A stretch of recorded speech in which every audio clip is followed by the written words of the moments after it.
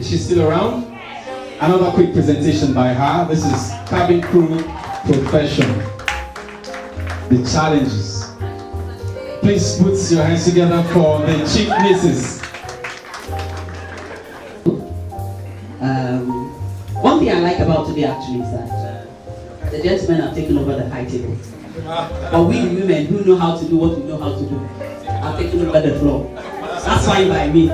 There's no need for any competition. Oh yes, all the time. Alright, so we're just going to quickly take a look at the challenges facing cabin crew. And the truth of the matter is, there's no job that doesn't have its challenges. Every job has challenges. And so does the cabin crew.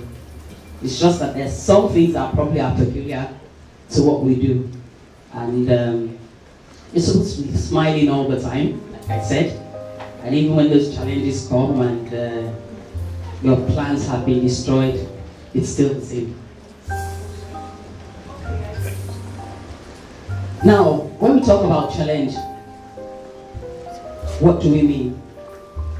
And the definition I've chosen to use today is something that needs great mental or physical effort in order to be done successfully, and therefore tests a person's ability.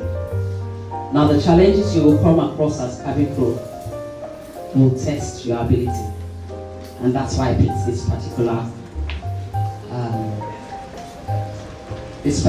definition. Now, let's take a look at that woman. For the ladies here, does that remind you of yourself? What's she doing? Climbing. Is there anything special about the fact that she's climbing? What is it? Yeah, that's something that's testing one's ability. And it's not as if she hasn't started, she's on the journey already. And what that simply implies is that, yeah, there will be challenges, but you can get there. It takes your willpower. Now, one of the first challenges you probably have will be emergencies, and there are various emergency situations. You could have an emergency situation on takeoff or landing. It could be an aircraft that's malfunctioning. You could have a medical emergency. The medical emergency ranges from somebody having a heart attack, to somebody just fainting, to somebody having a panic attack. There are all sorts of things. Or to somebody going bonkers. I've had a situation before where during boarding, this lady was just shouting and screaming, and she was disturbing everybody. And it was like, what's really going on? All efforts to calm her down were just not working. At the end of the day, we had to ask her to get off the flight because we couldn't take her like that. And that's what will happen. You will have all sorts. So these are some of the challenges that you will face. And you will need to be in tip-top shape. That's why you can't stop reading. That's why how to handle some of these emergencies, you will need to have the solutions at the back of your hands. You need to be on top of them. In this day and era with technology and what have you, it's becoming more possible to plant a bomb on an aircraft or to even hijack it. These are certain things that you may face. I don't think there's anyone who's a veteran here who's been flying for a while who didn't have to go through one of these. And I know that at one point in time, we even had an airplane that was hijacked. And it was diverted. That was Nigeria Airways.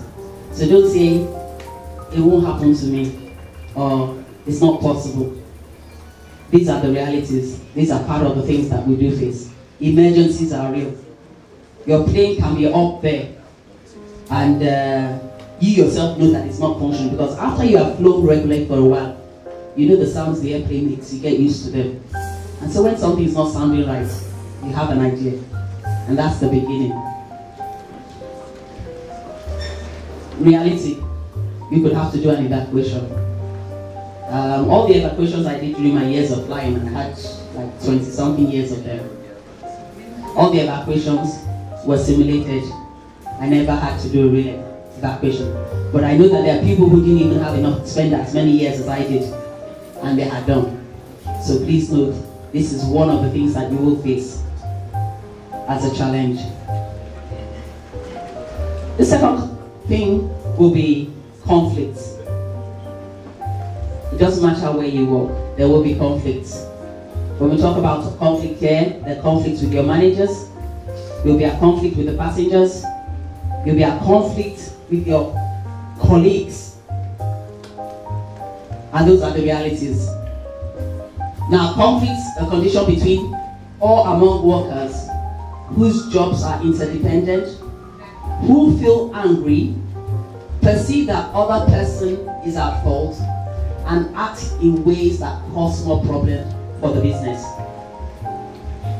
And the thing about it is, in this job, you will need to be able to let go of your conflicts. For people who are my crew, who I used to fly with them, I remember over and over again, during our pre-flight briefing, this is one thing that I would say, I'll tell you, I say, if you've got any problem with anybody here, please go and drop it in the toilet. When we come back from the flight, you can pick it up. But for the purpose of this flight, all issues, please drop them.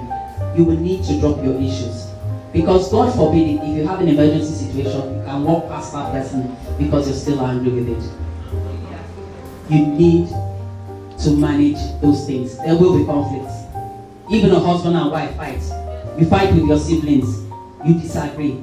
But because you have a common goal, you will need to ensure that whatever is causing the conflict, you need to know your person.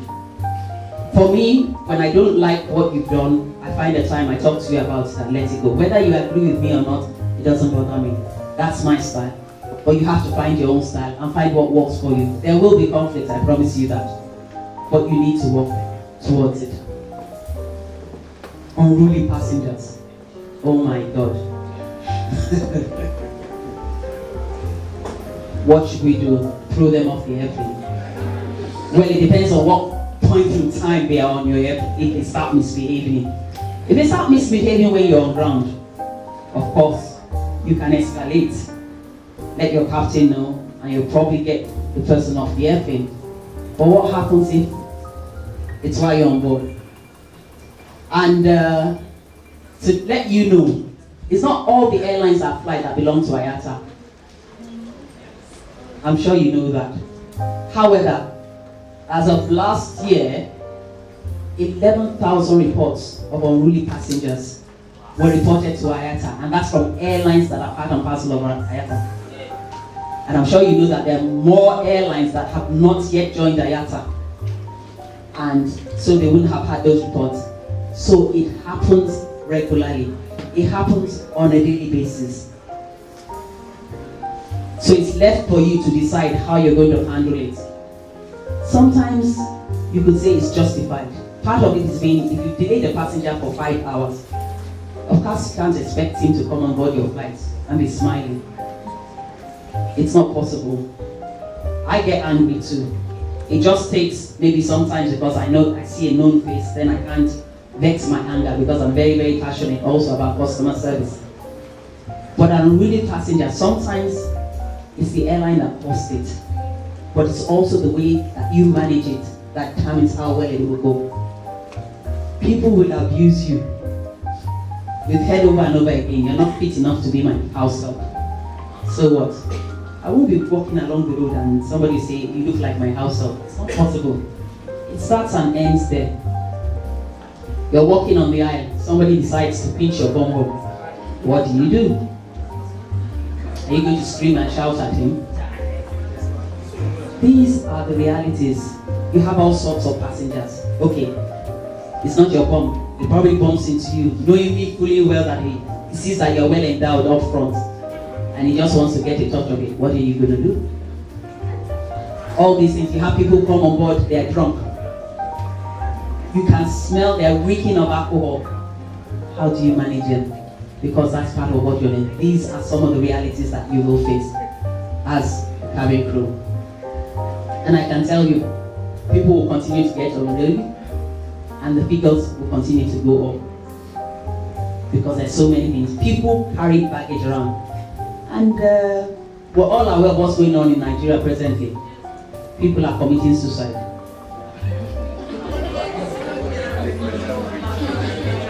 But it's true. It's not cartoon. There are so many people out there that are depressed. There's so many people out there that are going through stuff. Now, can you imagine somebody who's had so many issues and then is coming aboard your flight?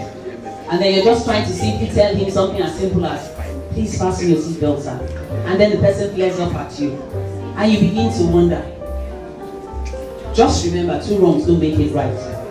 But you will face them. Disruptions. Oh no. Your life is going to be disrupted. You will make plans and those plans will fall through. It could even affect your love life. You have abnormal working hours. When we started flying in ABC in those days, one of the unique things we had was a crew bus would come and pick you at home. I'd been picked as early as 3:30 a.m. What time would I have gotten to sleep? For a flight that is a 7 o'clock flight. Because the driver would leave from where I lived. I used to live in Keto. We could go as far as Satellite Town. And the guy had to pick me up first because he lived in my area. So he would come up to my house at about 3:30, go over the whole of Lagos, pick up all the crew, and we'll get to the airport.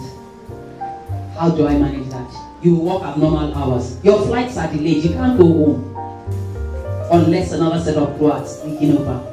You have a family engagement. You bought the Ashebi. You were planning to tie a tie, and then they told you that 2 crews reported sick, and they need you to do the flight. And the flights, you're not even coming back that same day. What do you do? There are so many realities. Isioma is still here. We were caught up. Okay, she's gone. We were caught in Dakar for 2 weeks unplanned. We went for a regular night stop. We spent almost 2 weeks in Dakar, Senegal. We were not getting allowance, we were not getting nothing, and we were there. We just barely managed to survive. So there will be disruptions. Now we're not supposed to go for more than 2 days, but we spent almost 2 weeks there. And things happen. Life happens. ST happens. I won't put in the rest.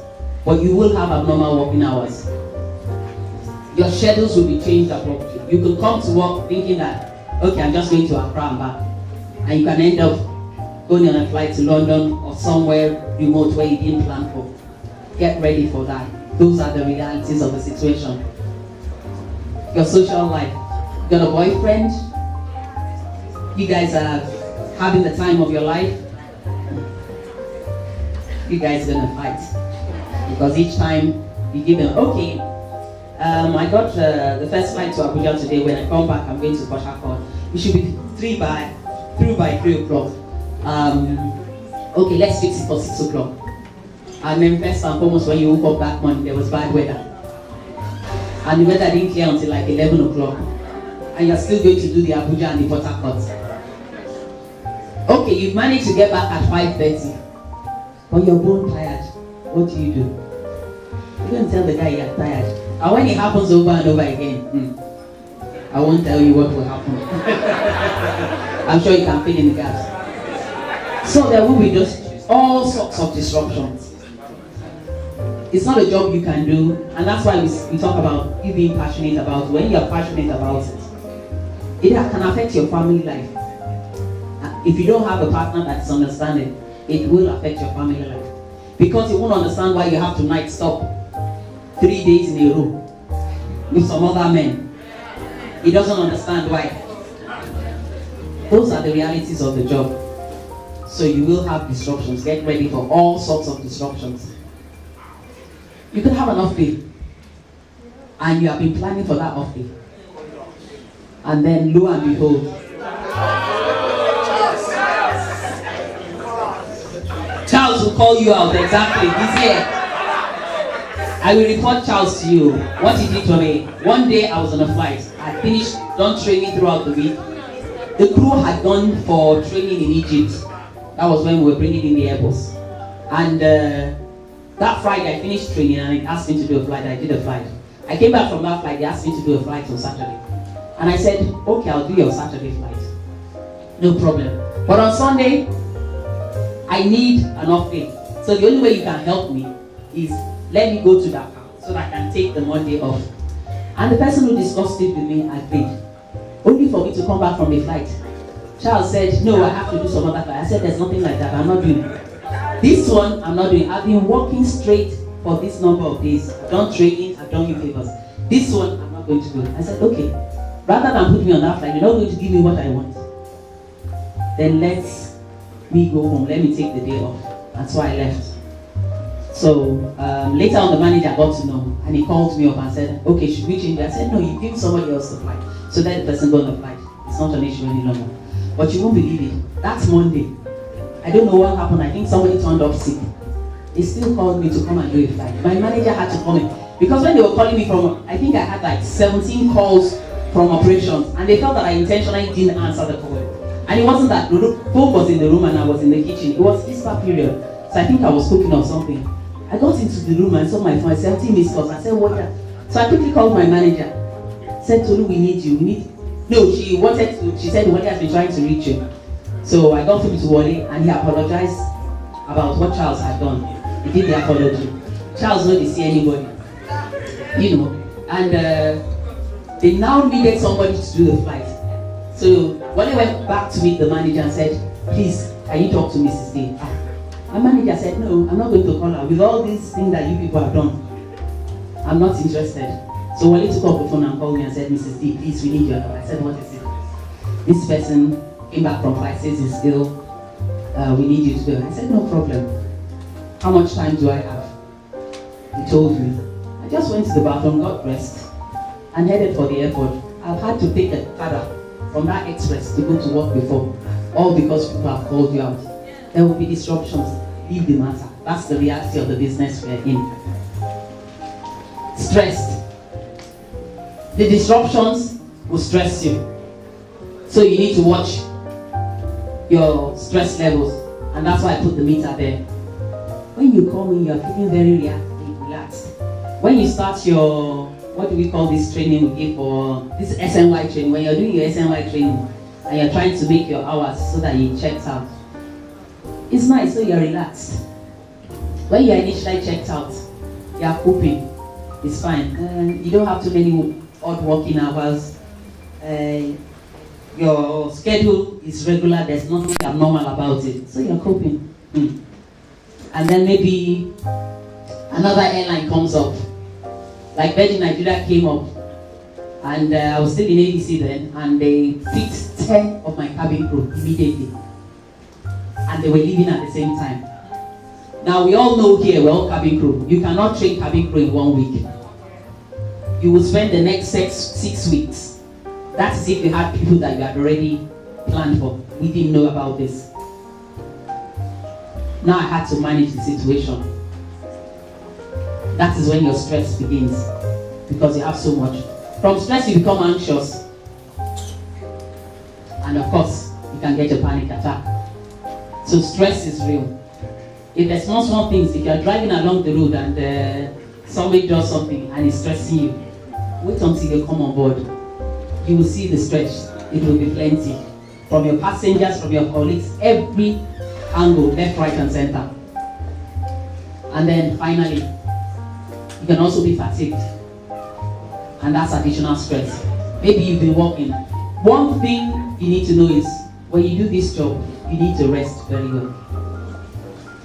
People are looking for various ways to make money. You need to watch it. Because if you don't sleep well, you'll end up becoming very, very erratic when you're dealing with passengers, and you will always have issues. So remember, look after yourself. The last thing I want to talk about is the myth versus reality. Day in, day out, you're watching a film, you see the crew marching along with their bags and they're looking so nice. And I think, wow, this is the best job in the world. Wait until you get there. Because they say all that glitters is not gold. It's the main business. You won't understand the full import of what's been said. Now, is there a solution to all these challenges? I believe there is. One, you need to stay positive. There's nothing as good as being positive. It doesn't matter what the situation is. Remain positive. Two, you need to be patient. There are issues that you can resolve if you are patient, because you're probably listening well and responding well. So you need patience. The last thing is you need to be professional. That's the key. And I call them my 3 P's. Positivity, patience, and professionalism. And that you can get along with anyone. Finally, they say challenges are what makes life interesting. Overcoming them is what makes life meaningful. Thank you very much. Thank you very much, Chief Mrs. Tolulope Dawudunu, for that wonderful presentation.